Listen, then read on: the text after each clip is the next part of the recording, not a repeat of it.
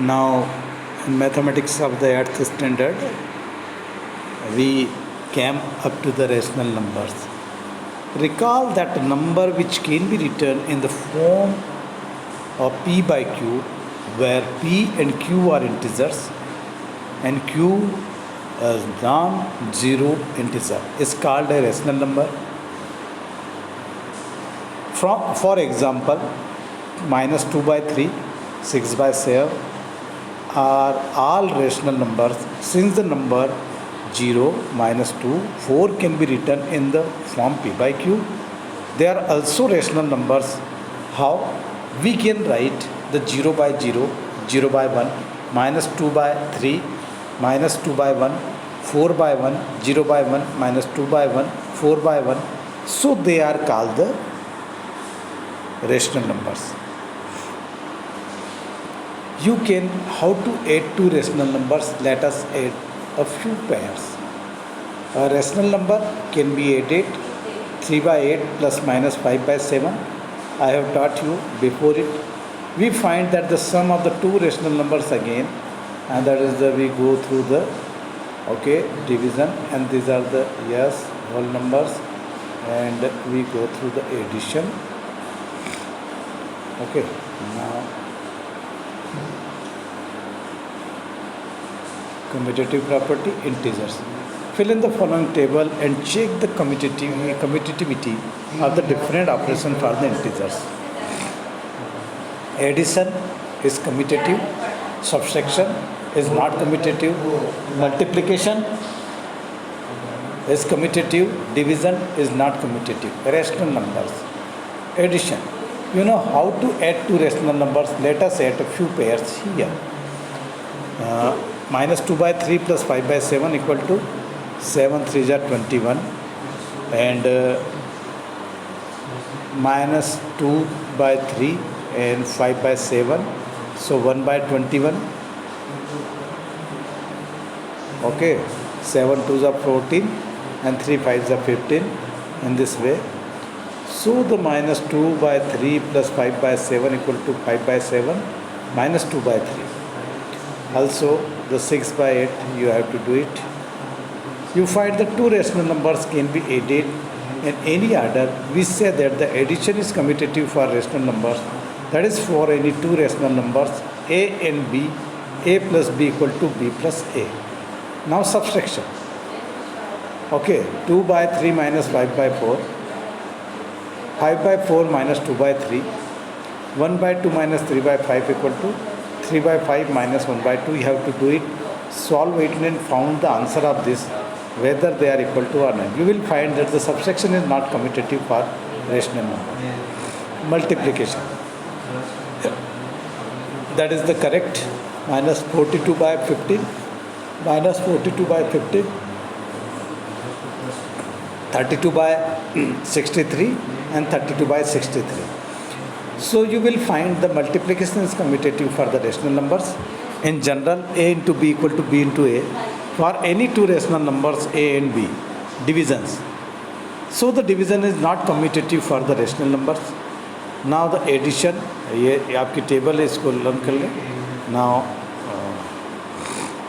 addition, subtraction, that is the all properties, associative property. Now associative property is the grouping of the numbers. Minus 2 plus 3 minus 4. Now paired. 3 and minus 4 are paired. Now we change the pair. Minus 3 to minus 2 and 3 are paired and 4 is separated. But answer will be same. A plus b in bracket b plus c, bracket close, equal to a plus b in bracket plus c. आप कैसे भी उसको pair कर लीजिए तो associative होगी. Subtraction में associative नहीं फॉलो होता है, मल्टीप्लिकेशन में एसोसिएटिव फॉलो होता है, डिवीज़न में एसोसिएटिव फॉलो नहीं होता है. ठीक है. Now rational numbers. एडिशन. अब हमको एडिशन करना सीखना है रेशनल नंबर का. तो minus 2 by 3 plus 3 by 5 plus minus 5 by 6, minus 2 by 3 plus minus 7 by 30 equal to, पहले हम इसको ये जो ब्रैकेट है उसको ओपन करेंगे और उसको सॉल्व करेंगे और उसके बाद फिर बाहर वाले को हम सॉल्व करेंगे. So answer will be minus 27 7/30. So 3 9s are 27 and 3 3s are 30. In this way you can say subtraction, multiplication and division. So we go through the examples पे आ गए हम. Now हमको इन सब प्रॉपर्टी को यूज़ करके और हमारे ये जो एक्सरसाइज है सॉल्व करना है. अब identity element, role of zero.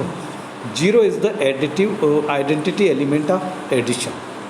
Zero is called the identity for the addition of rational numbers. It is the additive identity for the integers and whole numbers as well. Zero को किसी भी number में हम add करते हैं तो हमको जिस नंबर में ऐड कर रहे हैं वही नंबर वापस से मिलता है. 0 + 5 = 5, 5 + 0 = 5. Okay. The role of one, one जो है मल्टीप्लिकेटिव आइडेंटिटी है. 5 × 1 = 5 and 1 × 5 = 5. So we can say that the 1 is the multiplicative identity for the rational numbers. Think and discuss and write. If a property holds the for rational numbers, will it also hold for the integers? क्या जो property rational number follow करते हैं क्या integer भी follow करते हैं क्या whole numbers भी फॉलो करते हैं? विच विल कौन करता है और कौन नहीं करता है ये आपको बताना है. Negative of A number, additive inverse. किसी भी नंबर का नेगेटिव जो है उसी नंबर को मीन्स हमें आइडेंटिटी एलिमेंट मिल जाता है. जैसे एडिशन का आइडेंटिटी एलिमेंट है 0. सो मैंने आपको नंबर दिया I will give you two 5. So what will be the additive inverse of 5? 5 का नेगेटिव जो है एडिटिव इन्वर्स क्या होगा? हमको क्या मिलना चाहिए? 5 + question mark = 0. Question mark = 0. 5 + question mark = 0. सो हम 5 की जो क्वेश्चन मार्क है उस जगह क्या रखें कि हमारा आंसर 0 आए? तो 5 - 5 = 0. सो -5 is the additive inverse of the 5.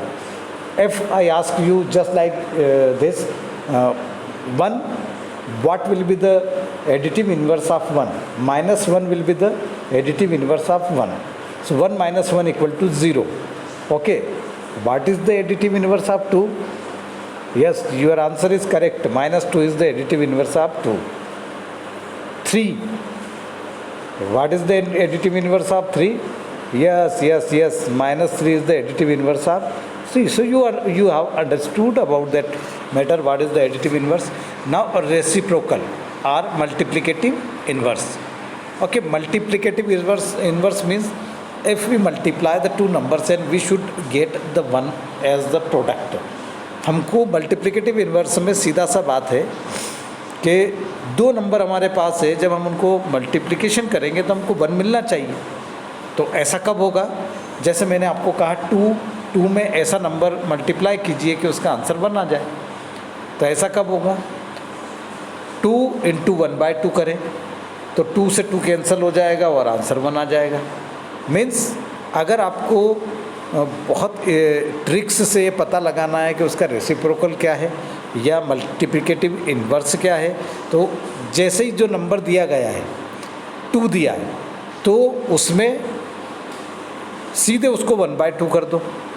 ठीक है, तो 1/2 उसका रेसिप्रोकल हो जाएगा, मल्टीप्लिकेटिव इन्वर्स हो जाएगा. अगर हमें कहा गया है कि 2/3 का मल्टीप्लिकेटिव इन्वर्स क्या होगा, तो हमको क्या करना पड़ेगा? Denominator should be change into the numerator and numerator should be change into the denominator. हमको सीधा 2/3 है उसको 3/2 कर दो तो वो मल्टीप्लिकेटिव इन्वर्स हो जाएगा. तो आप बताइए मुझे कि 5/6 का मल्टीप्लिकेटिव इन्वर्स क्या होगा? सोचिए. 6/5 is the correct answer. In this way, distributive or the multiplicative or the addition for rational numbers. Distributive means bracket के बाहर एक नंबर दिया हुआ है, फिर मल्टीप्लिकेशन का साइन लगा हुआ है, फिर ब्रैकेट है, ब्रैकेट के अंदर 2 नंबर्स दिए हुए हैं जो प्लस में है, एडिशन में है या कुछ भी है. तो जो बाहर नंबर दिया है उसका अंदर के ब्रैकेट के अंदर के दोनों नंबर्स में मल्टीप्लिकेशन होगा और उसके बाद वो ऑपरेशन होगा. इसको कहते हैं डिस्ट्रीब्यूटिव लॉ. सो अब एग्जाम्पल्स आ गए हैं और इन एग्जाम्पल्स को देखना है, करना, और एक्सरसाइज आ गई है. ठीक है, तो अब एक्सरसाइज की बातें आ गई तो वो हमको बोर्ड पे करना पड़ेगी.